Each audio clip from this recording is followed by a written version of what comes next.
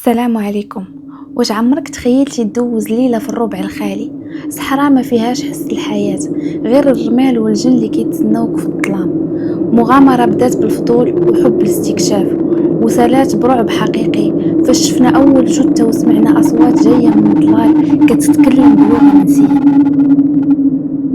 سميتي حمزة، وهادشي اللي غنعاود لكم طرا ليا انا وثلاثه من صحابي: عمر وياسين اللي حتى هما مغاربه بحالي، وكمال اللي كان يمني.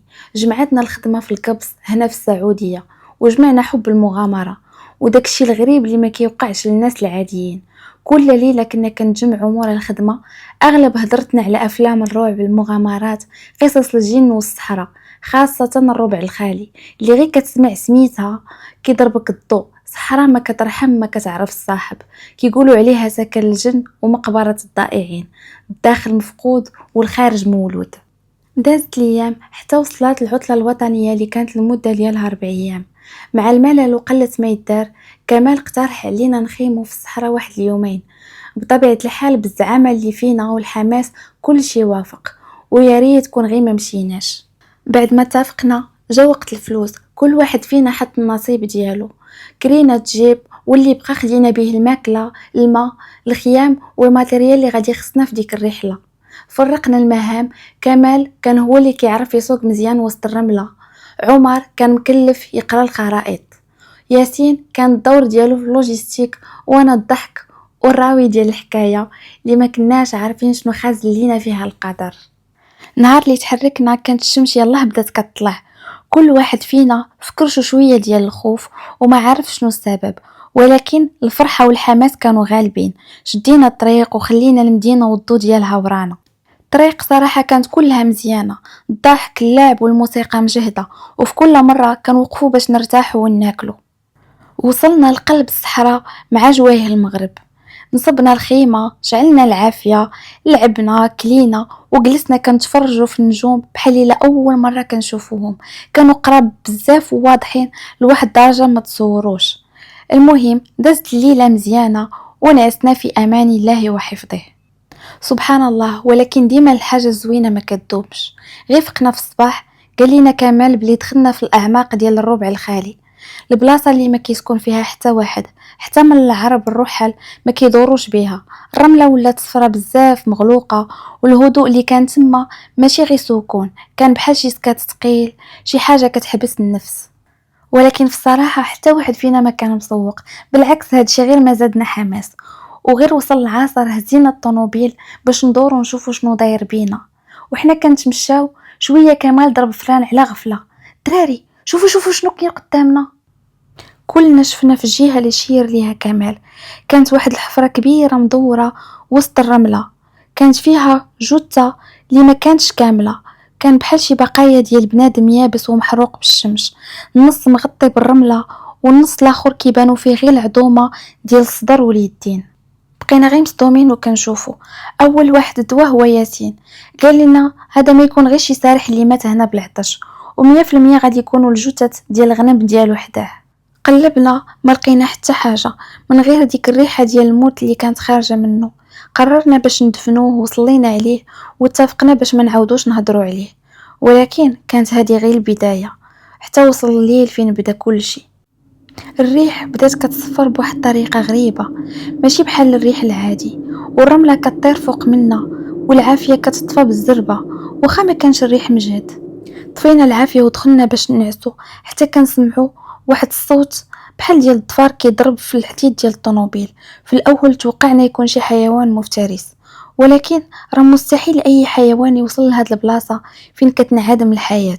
الصوت ما بغاش يحبس، كلنا جمدنا بلاصتنا الا ياسين اللي ناض وهز البيل باش يخرج يشوف شنو واقع. حبسو كمال وقال ليه بصوت ضعيف: بقى بلاصتك صاحبي، هادشي راه ماشي حيوان وماشي حتى انس، قراو القران وخليكم بلايصكم. من بعد واحد المده باش تقطع داك الصوت خرجنا من الخيمه هازين البيلات كبار، الضو ديالهم كشف لينا داكشي اللي ما كانش خاصنا نشوفوه. على بعد 5 متر كانت واقفه شي حاجه طويله بزاف، ماشي بنادم وماشي حتى حيوان، شي كيان كحل ما كيبان ليه لا وجه ولا يدين، غير الشكل ديال بنادم طويل بزاف ومغطي بالظلام ماشي طبيعي. الريحه غدا وكتشهد، وداك الظل غادي وكيقرب لينا بواحد السرعه كبيره. عمر ما قدرش يصبر، بقى كيغوت: هذا هو الشن ديال ربع الخالي، هذا هو الشن ديال ربع الخالي، هربوا الدراري، هربوا هربوا. وكمال بدا كيقول: القران الدراري، القران القران. كنا بقينا غاديين كنجريو وكنقراو في القران، كنطيحوا وكنوضوا، كلشي خايف ومرعوب. بقينا كنقراو في القران بصوت كيرجف، كل واحد فينا واش من ايه كيقرا. ما قدرناش نحبسو حتى حبس داك الريح والظل ما بقاش كيبان.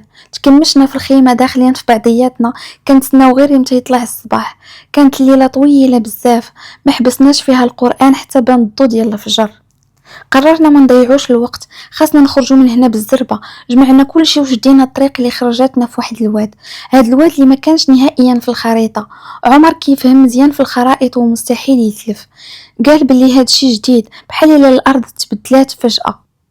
دخلنا مع الواد اللي كان عباره على طريق ضيقه بين جوج ديال الكتبان ديال الرمله. وحنا غاديين، كمال شاف الجهه ديال الكتبان ووقف الطوموبيل وعينيه خارجين. يا ربي السلامه، هادشي اللي يقدر يقول. شفنا كلنا واحد المنظر اللي ما كيتنساش، مقبرة جماعية. الرملة كانت مفرشة بجثث، ماشي وحدة ولا جوج، بل بالعشرات. فيهم القدام وفيهم الجداد، فيهم اللي ناشف واللي كلهم عظومة. حاجة وحدة اللي كانت مشتركة بيناتهم: ما عندهمش العينين، بحال الا شي حاجة قشرت ليهم عينيهم وخواتها. كلشي بدا كيتقيا بديك الريحة الخانزة اللي كانت في ديك البلاصة، وهو المنظر اللي ما قدرناش نصبروا عليه. انا حسيت بلي شي حاجه كتراقبنا، دورت راسي بشويه حتى كنشوف داك الكيان ديال البارح. كان الظل عاوتاني نفس الشكل الطويل الكحل، ولكن هاد المره ما كانش بعيد، كان واقف غير فوق دوك الكتبان ديال الرمله بحال شي حارس للمقبره. وهاد المره ما كانش ساكت، الصوت ديالو جا حتى لودني، ماشي بصوت مسموع، ولكن بحال شي فكره خايبه كتخشى وسط راسي. نيشان: حتى نتوما غتوليو ديالنا. ديك الساعه ما قدرتش نتحمل، بقيت كندوي وكنغوت بالخلعه: سوق سوق يا كمال، سوق، راه خاصنا نخرجوا من هنا بالزربه. ديما كمال طونوبيل وحنا كنا كنقراو في القران، داز بالزربه فوق ديك الرمله كيضرب في الجثث باش يخرج من داك الواد ديال الموت. الجن ما تحركش من بلاصتو، ولكن الضو ديال الشمس بدا كيولي احمر وغامق بحال شي اشاره للغضب ديالو. الطوموبيل بدات كترجف بوحدها والعدادات تخربقوا. ياسين بدا كيغوت بلي شي حاجه شداه من عنقو كتقجو. وكمال ما بقاش عارف فين غادي، وما بقاش محكم حتى في الطوموبيل، بحال الا شي قوه خفيه كتجرنا لداخل ديال الصحراء. واخا هادشي كامل يطاري معانا، ما حبسناش من قراءة القرآن. في الاخر ما عرفناش شنو وقع، واش شي قوة اكبر من الجن، واش شي دعاء نقي، واش القرآن. المهم ان الطوموبيل وقفات فجأة، كل شي رجع نورمال، وياسين تطلق من داك الخيال اللي كان خانقو. كملنا في طريقنا حتى بدات كترجع الرملة صفرة فاتحة، والشميشة رجعات الحالة ديالها الطبيعية. واخيرا قدرنا نخرجوا من ديك الصحراء ورجعنا لديورنا وحنا مصدومين وما قادرينش ندويو. داز شهر وحنا في نفس الحالة، حتى جراو علينا من الخدمة. هنا فين قرر كل واحد فينا يرجع لبلاده. كمال رجع لليمن، وانا وعمر وياسين رجعنا للمغرب. ولكن ما رجعناش حنا هما حنا، تبدلنا بزاف ولينا غير ساكتين. دزنا على بزاف ديال الرقات كنحاولوا نتفكوا من داكشي اللي لصق فينا، لكن والو، نفس الحاله. انا لقيت راحتي في الكتابه، بقيت كنكتب وكنحاول نحرر عقلي من داكشي اللي شافت عيني. انا لدابا فيما كنسمع الصوت ديال الهواء كيضرب في شي بلاصه خاويه، كنتفكر داك الظل الطويل والجثث اللي عينيها محفوره.